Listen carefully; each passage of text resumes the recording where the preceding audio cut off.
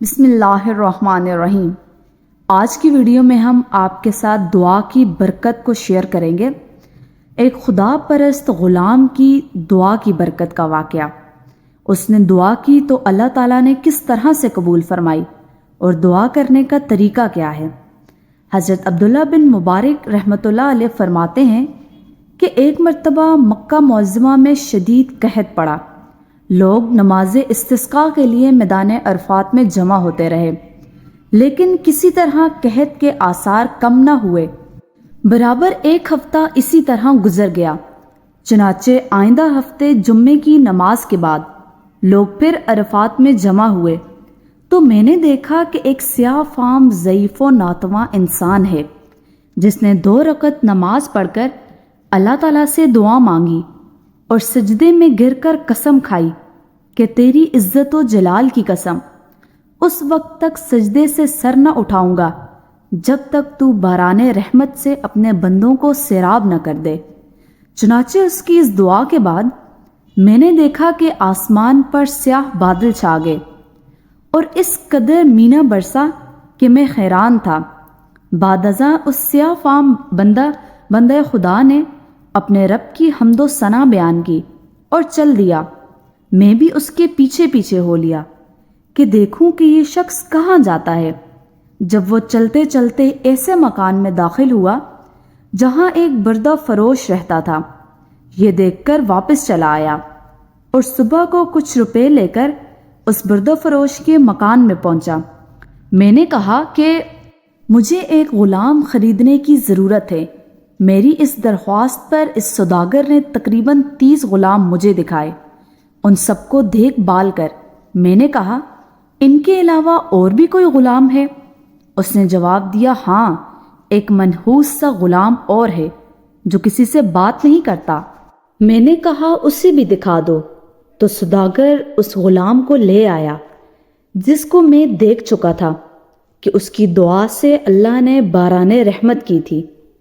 میں نے سوداگر سے دریافت کیا کہ تم نے اس کو کس قیمت پر خریدا ہے؟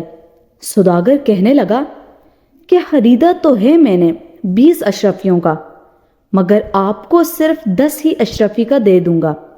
یہ سن کر حضرت عبداللہ بن مبارک رحمۃ اللہ علیہ نے فرمایا کہ ہمیں اس کی ضرورت نہیں، بلکہ میں تم کو اس کی قیمت میں 27 اشرفیاں زیادہ دوں گا۔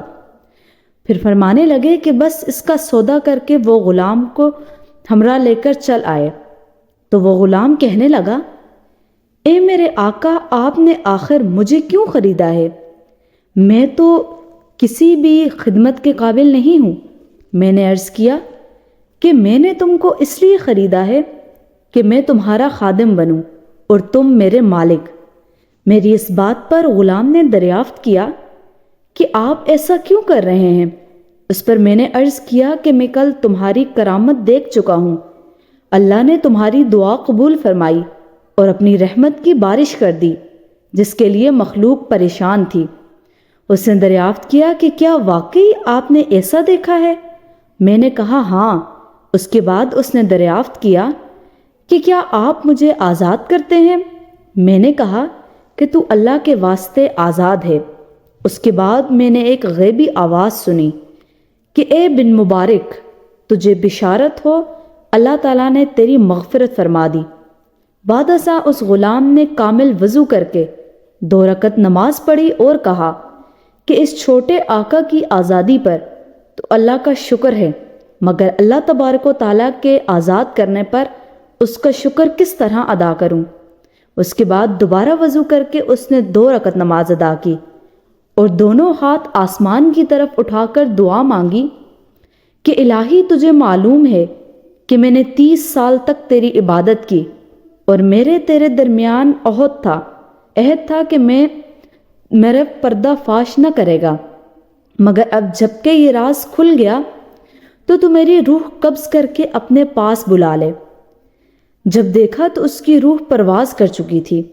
حضرت عبداللہ بن مبارک رحمۃ اللہ علیہ فرماتے ہیں کہ میں نے اس کو معمولی کفن دیا اور نماز پڑھ کر دفن کر دیا۔ بس جب میں سویا تو کیا دیکھتا ہوں، 2 خوبصورت بزرگ عمدہ سا لباس پہنے ہوئے ان میں سے ایک صاحب نے مجھ سے دریافت فرمایا، اے ابن مبارک، کیا تجھے اللہ تعالیٰ سے شرم نہیں آتی؟ اور یہ کہہ کر جب وہ چلے تو میں نے دریافت کیا، آپ کون ہیں؟ تو انہوں نے فرمایا کہ میں محمد رسول اللہ صلی اللہ علیہ وآلہ وسلم ہوں، اور یہ میرے پاس حضرت ابراہیم علیہ السلام ہے۔ آخر میں نے دریافت کیا کہ میں اللہ سے کس طرح نہیں شرمایا، حالانکہ کثرت سے نماز پڑھتا ہوں؟ پر انہوں نے ارشاد فرمایا کہ آج اولیاء اللہ میں سے ایک ولی کی وفات ہوئی اور تم نے اس کو اچھا کفن نہیں دیا۔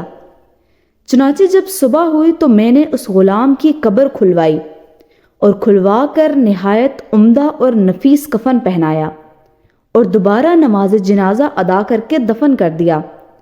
اللہ تعالیٰ اس پر اپنا رحم فرمائے، آمین ثم آمین۔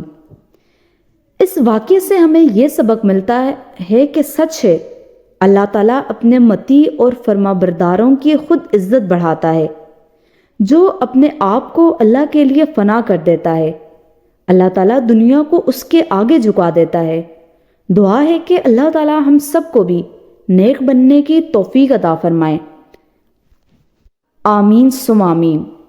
اب کئی لوگ یہ سوال کرتے ہیں کہ دعا مانگنے کے لیے ہاتھوں کا اٹھانا ضروری ہے؟ تو دعا مانگتے وقت ہاتھ اٹھانے کے بارے میں مسنون طریقہ یہ ہے کہ دعا کے وقت ہر حال اور ہر وقت میں، چاہے نماز کے بعد ہو یا کوئی اور وقت، ہاتھ اٹھانا مستحب ہے، جبکہ دعا کے الفاظ کوئی حاجت اور ضرورت مانگنے کی نیت سے پڑھیں۔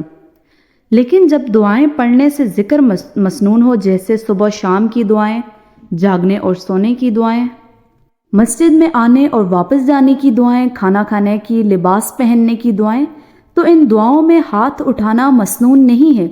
احادیث سے بھی یہ بات معلوم ہوتی ہے کہ اگر امام نماز سے فارغ ہو جائے اور اس نماز کے بعد سنت یا نفل نہ ہو، جیسے فجر اور عصر کی نماز، تو امام دائیں طرف ذرا گھوم کر مقتدیوں کی طرف منہ کر کے دعا مانگے، اسے بھی مستحب یا ضروری نہ سمجھا جائے۔ مسند احمد اور سنن ابو داؤد میں حضرت مالک بن یسار رضی اللہ تعالیٰ عنہ سے منقول ہے کہ آپ صلی اللہ علیہ وآلہ وسلم نے فرمایا، جب تم اللہ تعالیٰ سے سوال کرو تو اس طرح مانگو کہ ہتھیلیاں چہرے کی طرف ہوں اور ہاتھ کی پشت نیچے کی طرف ہو۔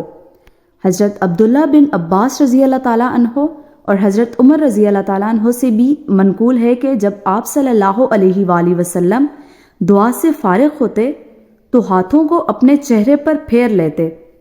دعا مانگنے سے متعلق جو آداب احادیث نبویہ میں بیان ہوتے ہیں، انہیں ترتیب سے ذہن میں رکھ لیا جائے تو انشاءاللہ وہ دعا مکمل مسنون طریقے کے مطابق ہوگی۔ دعا مانگنے کے بعد یہ نہیں کہنا چاہیے کہ میں نے دعا کی تھی ابھی تک قبول نہیں ہوئی۔ بخاری اور مسلم میں ارشاد نبوی ہے کہ دعا کرنے کے بعد یہ کہنا کہ میری دعا قبول نہیں ہوئی، یہ دعا کو ضائع کرنا ہے۔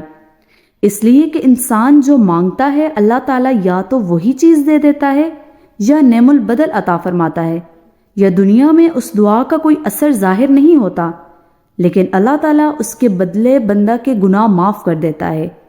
اللہ رب العزت ہمیں مسنون طریقے سے دعا مانگنے کی توفیق عطا فرمائے اور ہم سب کی دعاؤں کو قبول فرمائیں، آمین ثم آمین۔ جزاک اللہ خیر، اللہ حافظ۔